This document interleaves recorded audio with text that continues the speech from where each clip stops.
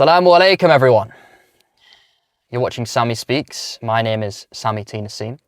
It's good to be back with you all again for our, what is this, third episode? Wow. Very impressive. We have gone over a lot in those two episodes. We've got a lot to go over today. Got a big show. We're going to be talking about something that isn't quite as timely as our topics of the past, but it's something I'm quite interested in at the moment, so I thought we would discuss it. New atheism. New atheism is something that was quite popular about 2 decades ago. But if we look at it in 2025, I would argue it's really faded into irrelevancy. And we're going to answer why that has happened, why it has been killed, if you like, and who has killed it.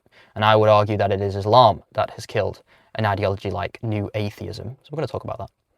We're also going to be discussing TikTok, right? So TikTok is a massive social media platform, and currently it's being acquired by the United States. And I'm going to go over why that's happening. And, you know, I think there's nefarious things at play, frankly, in terms of why TikTok is being sold. So we're going to go over that. Our featured story today, it's not even really much of a story, but we've had a lot of comments on the immigration clip. We've had a lot of different types of thoughts and opinions and all of this. Some in favor of what I'm saying, some positive, quite a lot negative, right? So I'm going to go over those comments, right? I'm going to try and be as reserved and respectful as humanly possible, but that doesn't mean I'm going to shy away from, frankly, the truth, because a lot of these individuals are purporting nonsense. I'm sorry to say, but it's very nonsensical, a lot of the things they are saying. So why don't we head straight into that? So I uploaded an immigration clip about a week ago now, right? And it was from our first episode where we went over these fake immigration statistics that are being thrown around by Nigel Farage, by Robert Jenrick, all of these different types of individuals, right? And I went over those statistics and I looked at where they came from, whether they are reliable, whether they are credible, whether they are valid. And it turns out that they are not, right? It turns out that these statistics that are being thrown around are using fake and fabricated population numbers, right? So one of the statistics was that an Afghan and an Eritrean male is 22 times more likely to be committed of rape than their white counterparts, right? Okay, that sounds terrible. So then we looked at it, we found out that they used the wrong population size for Afghans. Instead of using a 48,000 population number in London, they used a 12,000 population number, right? So they've basically deduced the population sample so that the times more likely figure looks bigger than it actually is. That's all the video was about, right? Frankly, it wasn't about, you know, arguing with these far-right types. It wasn't about, because a lot, and this is the thing, right? I probably wouldn't make a video on that because I'm not here to sort of stir the pot and create more division than is needed. Because frankly, right now, we're looking at a country that is very divided and is not enough united, especially for a country that starts with the word united, right? And I made these points in the video. And what it seems like is that the reasonable takes and the reasonable things that I said were, you know, just ignored, frankly, just sort of went over their head. And all they listened to was the statistics part, right? And they're saying that, you know, some of them were a bit more reasonable, right? So you had some guys saying, well, it's 22 times more likely, right? Is what they were saying, and it becomes 3 times more likely. Well, that's still 3 times more likely. Well, I said that in the video. I'm sorry to say, but I said in the video, that's 3 times more likely, granted. We can have a conversation, right? And we'll have the conversation now, right? If we're looking at Afghan males being 3 times more likely to be committed of rape, okay, that's terrible. That's despicable, and that's condemnable. And I must condemn that, because at the end of the day, if anyone rapes an individual, right? If anyone, they will be condemned, and I believe they should face the harshest punishment possible, even harsher than what this country would inflict on criminals and offenders. And this is one of the points I made in the comments section, right? I said that, well, what are we going to do with these individuals, right? Because if I was in charge, I'd probably implement what the Gulf's doing at the moment. And I can guarantee you, right, I don't bet, because obviously I am a Muslim. But if I were to bet, I would bet my whole life on the fact that if you introduce harsh punishment, perhaps the death penalty, then these crimes would stop. Or at least they would be severely, they would severely go down, right? Severely. And this is the point I was making, right? And a lot of those comments, reasonable, right? I can have a conversation with you and we can sort of go back and forth about what do we want to do, right? But frankly, I'm not here to, go over it. I can have these conversations. I'm not here to try and minimize 3 times more likely, whether 22 times more likely. What I will say is that going from 22 times to 3 times is a massive lie, right? It's a massive fabrication. So that was the point of the video there. There were also some comments that were not as reasonable, right? You had individuals who were really just espousing ridiculous sentiment, right? Some of them were basically, frankly, saying that, well, whether it's 22 times more likely or 3 times more likely, if the immigrant wasn't here, it wouldn't happen, right? What is this argument like? This is the type of argument that a 5-year-old would make. This is the type of argument a 5-year-old would make. That's like saying, I'm in a car right now, right? Let's say that if we got rid of all cars in the UK, right, then car-related deaths and injuries would stop. So that therefore we shouldn't drive cars, right? No, of course not, right? Because if you bring immigrants into the country, the pros outweigh the cons, right? Because the cons are like this small. If we're talking about it in this, this type of argument, the cons are this small and the pros are this big. What are the pros, right? If we're looking at Muslims contribute $60 billion to the UK economy. 60 billion, right? That is basically Manchester and Birmingham combined. So Manchester and Birmingham combined is how much Muslims contribute to the economy every year, I believe it is. 60 billion, right? 60 billion.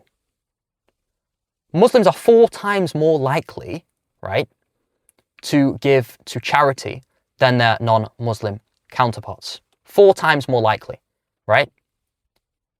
Also, the NHS, and everyone makes this argument, but if you actually look at the numbers, you crunch the numbers down, right? 6% of the UK's population are Muslim.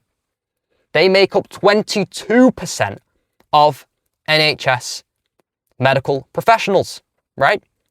What is that, like it's near a 4 times overrepresentation? And this isn't you can't make this argument about DEI, this is diversity, this is equity and inclusion. You can't make this argument because it takes a lot of hard work to get yourself into the NHS, to become a doctor, to become a GP, to become a nurse, to become any of these, to become a dentist, to become any of these professionals, right? So they're contributing so much. And in fact, 51% of NHS professionals are either immigrants or the sons of immigrants. Now, I'm not here making an argument for immigration. I'm here making an argument for Muslims. Muslims contribute so much to this country. And frankly, you take Muslims out of this country, the whole country collapses, okay? You take immigrants out of this country, the whole country collapses, frankly, okay? The economy is severely dented, severely, to such a point that we haven't saw since 2008, since the market crash, okay? So what are we talking about here, right? What are we talking about here? With your saying that, if it wasn't here, this wouldn't happen.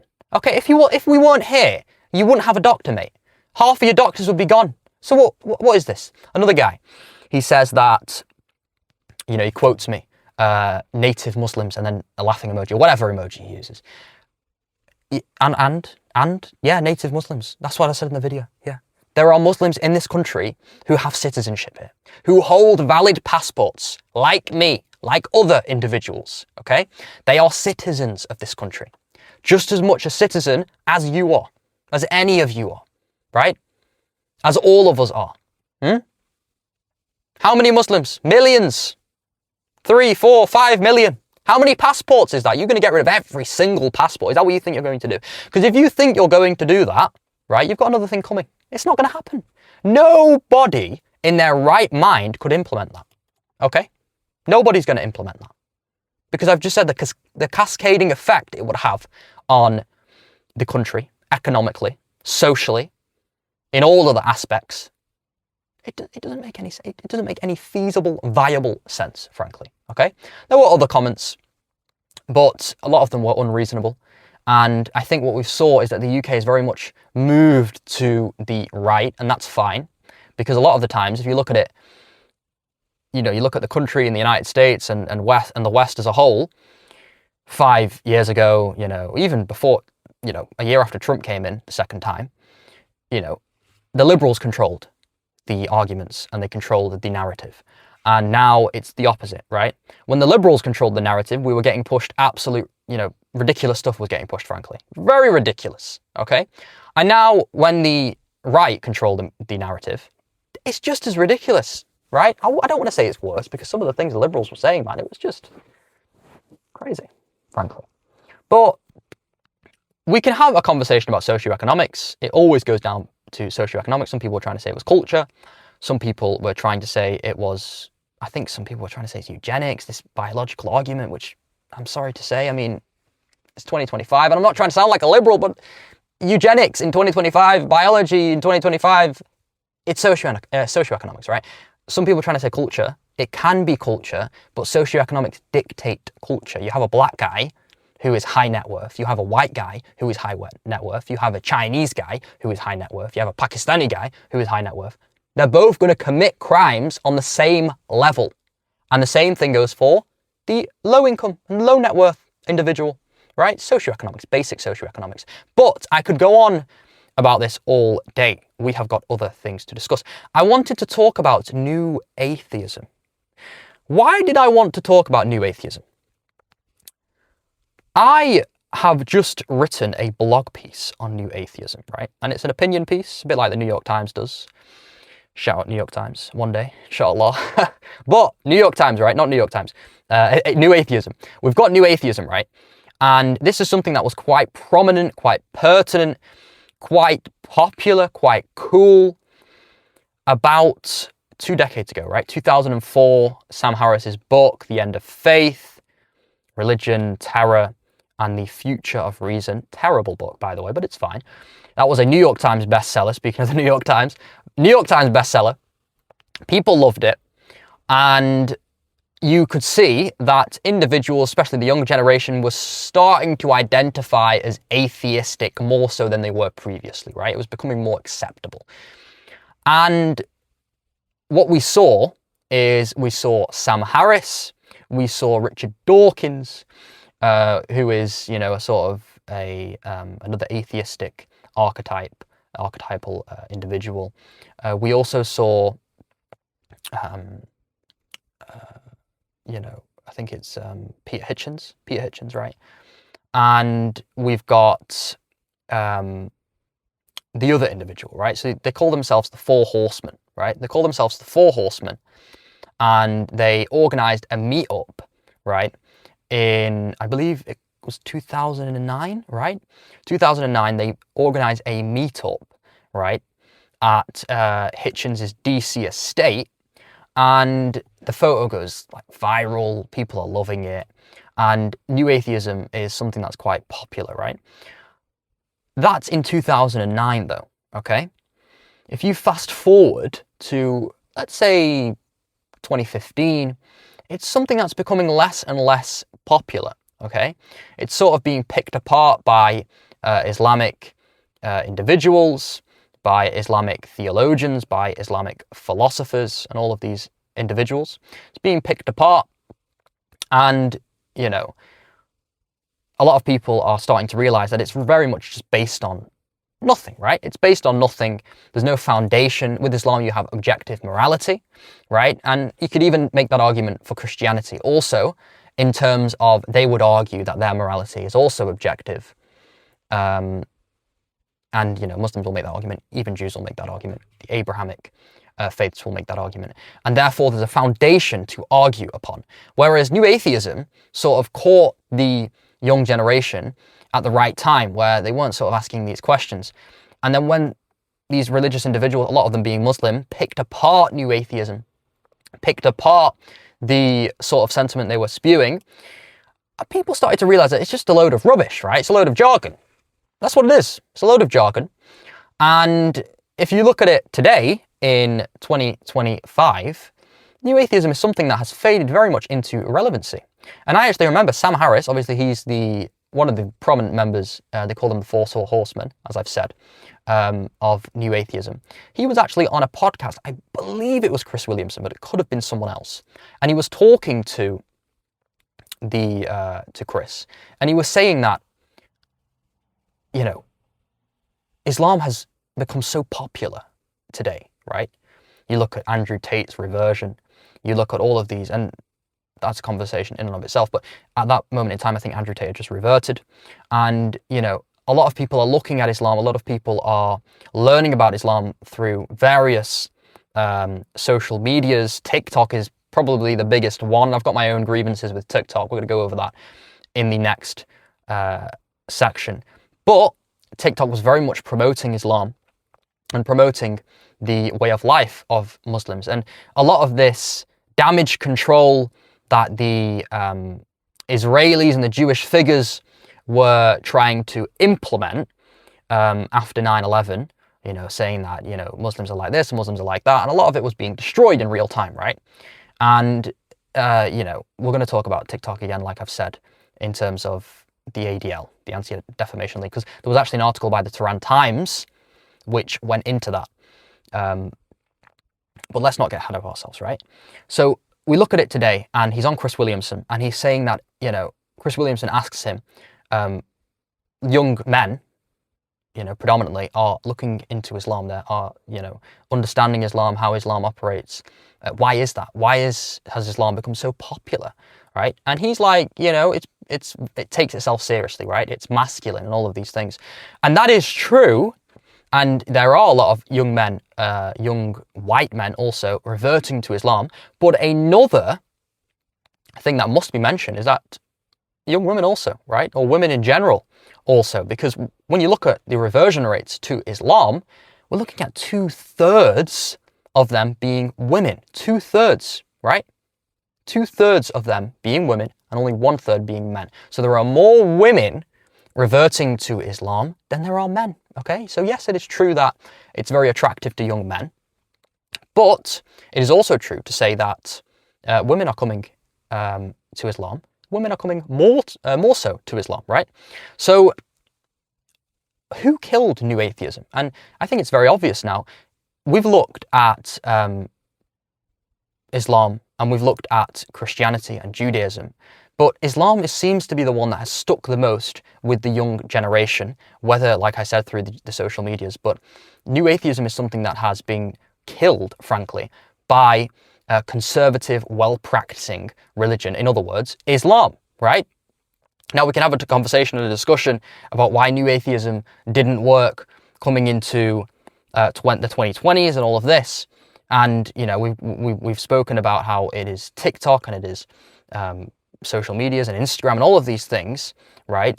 But what it seems like I mentioned, is that the propaganda hasn't really worked, right? It might have worked 5-10 years ago, but if you look at it today in 2025, the propaganda's just completely fell flat on its face, frankly. Okay, and we can talk about where this propaganda is coming from, and there are conspiracy theories, obviously, but what I try and do is root this in the truth, right?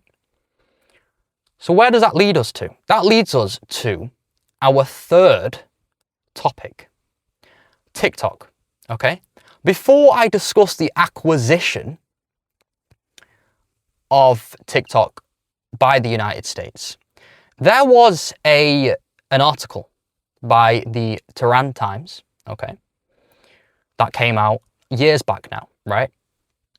I think it might have either been just after October the 7th or before October the 7th, right? And what did the Tehran Times report? They reported an individual called Jonathan Greenblatt, right? So Jonathan Greenblatt is the CEO, right? The Chief Executive Officer of the ADL, the Anti-Defamation League. Now, the ADL are sort of, you know, I don't think they're a think tank, but they're sort of an organization who whose main goal is to sort of prevent anti-Semitism and prevent Jewish hate and Jewish crimes. Jewish hate, Jewish crimes, fine. But what they're doing is really they're just looking at anything that's remotely anti-Israel and calling it anti-Semitic. We've all saw this, right? We've all saw this. And this is what the ADL does. Now, Jonathan Greenblatt of the ADL was caught on a hot mic, right? He did not know he was being recorded. And he said that TikTok, right? TikTok, the app, which, like I've said, I'm not a huge fan of myself, right? If anything, I actually kind of despise it. But listening to this and seeing all of these things makes me actually like it a little bit more, because we've got this individual, Anthony Greenblatt, being caught on a hot mic saying that TikTok needs to be banned. Why does it need to be banned? It needs to be banned because our Zionist propaganda doesn't seem to be working with the users of TikTok, the younger generation, right?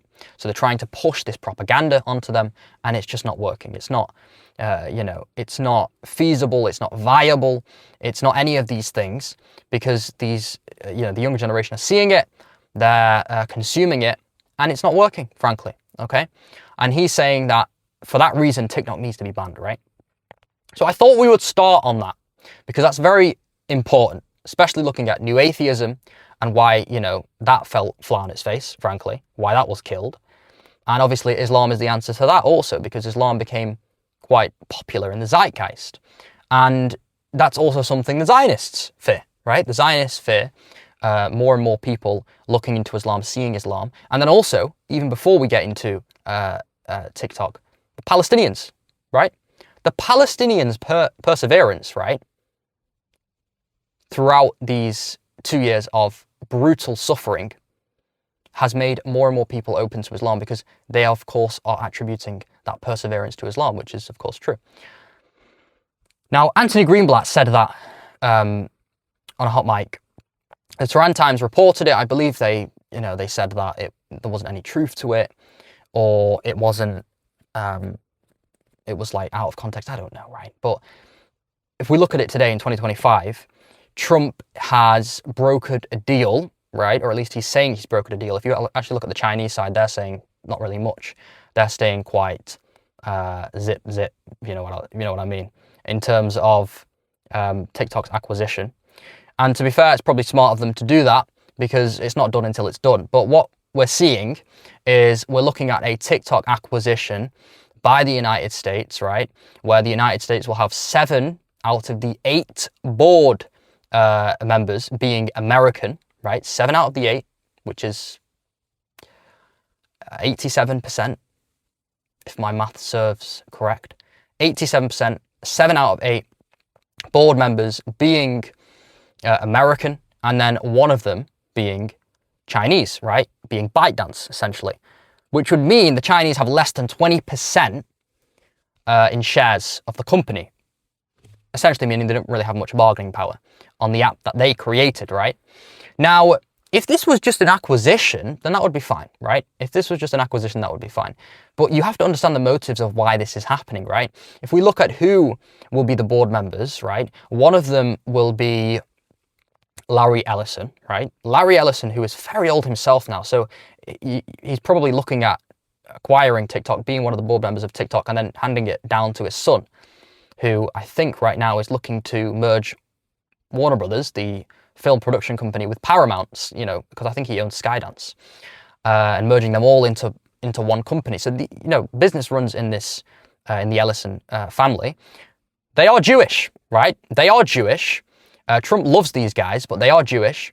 And if you look at Michael Dell also, Michael Dell of Dell Technologies, the laptops and the technology company, he is also a member on the board, right?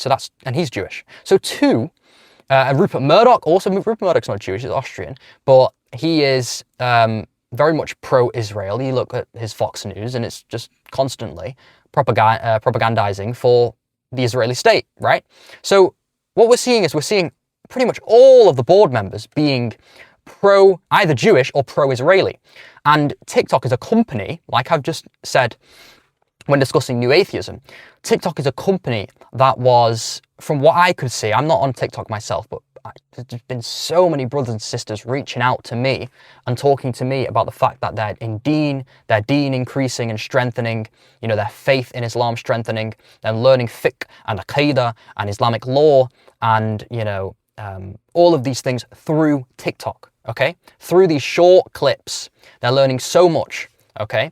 And then also, on top of that, we're seeing Palestinian voices, pro-Palestinian voices being heard on TikTok, not being banned. And a lot of people, as a result of that, are either looking into Islam or are very much pro-Palestinian in their stances, right? So we're seeing this as a result of TikTok, okay? As a result of a Chinese company that is not in the folds of the United States, or at least not until now. But obviously ByteDance were the was the owner of TikTok, and now it looks like that will no longer be true, or at least they won't have majority shareholder stake in the company. And like, it just goes back to that Jonathan Greenblatt, right? TikTok is a company that has allowed all types of different opinions and thoughts, and it just so happens to be that the pro-Muslim, pro-Palestinian conversations and debates and dialogue has stuck the best. And any Israeli propaganda that's their words, by the way, I'm not calling it Israeli propaganda. He called it Zionist propaganda, right? That's what he called it. Quote, Zionist propaganda is what he called it. So he even calls it himself propaganda. And it's not working, probably because it's not genuine, it's disingenuous, right? When you're calling the content that you're trying to push propaganda, that should tell you why it's not working, right? A lot of this pro-Islam, pro-Palestinian conversations are landing because it's coming from a genuine, sincere place, okay? And I have to give credit to TikTok for that, although I don't use it. And, you know, I've got my own thoughts. And I think it seems like when you use TikTok, right, it's like a trance. You know what I mean? Just scroll. I don't like that. I don't have control, right? But nevertheless, there's a lot to be learned on it. So you've got to give credit where credit's due. Before we close today, what I must also say is that Larry Ellison, of course, is the mogul and the chairman of Oracle, right? So Oracle is sort of a massive technology company, humongous. It might even be bigger than Apple, right? It's huge. No one's even really heard about it much, but it's a massive company. And they're saying that Oracle will handle the privacy of TikTok, right, as a result of this new deal. That, I mean, I'm sorry to say, that might be true, but Oracle was already handling US data servers, okay, before this acquisition, right? Oracle's been handling it the whole time. Oracle has been handling any type of US data that has been feeded into TikTok, and they're handling it on their servers, right? And that was a deal between the US and ByteDance. And now they're saying, as a result of this new deal, it was already happening. So this is a terrible excuse. Just say, right, that we're not a fan of and another thing, they're saying they're going to control the algorithms, right? The algorithm is going to be controlled by the United States. Just be honest and say, we don't like the algorithm that China's pushing, right? The content that they're pushing. We want to shadow ban anything that goes against our narrative, because that's what we're seeing here. Why do you think TikTok is being acquired? TikTok is being acquired, right, because they're seeing the conversations that are happening, and they are against it, frankly, right? They are against it. And ByteDance made the argument. They tried to push back and I think sue these bodies, the US, the government, and all of this, and they failed, right? They're trying to say that it's, you know, it doesn't express freedom of speech. The only problem is that China doesn't have freedom of speech. You know what I mean? So it's like, it's a difficult argument to be made. But what I will say, right, because we could talk about this forever, is that it seems very disingenuous. I can't guarantee that this is the reason why it's being acquired, but I think it's very, you know, the ADL, Jonathan Greenblatt, these people are very friendly with President Trump. Larry Ellison, these people are very friendly with President Trump, right? And you've got Oracle handling the privacy, you know, and they try and say, oh, it's a national security threat, you know, China with data. How long has it lasted, right? How long's TikTok been in the United States, right? It's been, what is the US going to do any differently than the Chinese are going to do, right? They both don't have the best interest. So it's like, it's evil versus evil. You know what I mean? And then people will also make the argument, well, if you look in China, any US apps in China, no. That's true. But at the end of the day, you are a country that's supposed to be promoting freedom of speech. And we spoke about this last week with Sam Hamdi, You are a country that's supposed to be promoting freedom of speech. And what it seems that you're doing instead is that you are suppressing freedom of speech and you are only allowing it when it fits your narrative, right? We'll see what happens. We will see what happens. Perhaps the US will acquire it and all the content will stay the same and it will all be sunshine and rainbows. Perhaps that will happen. Who knows, right? But we've spoken quite a bit. We've gone over various different topics, and we will see each other again, inshallah, next Monday for episode 4. Wassalamu alaikum wa rahmatullahi wa barakatuh.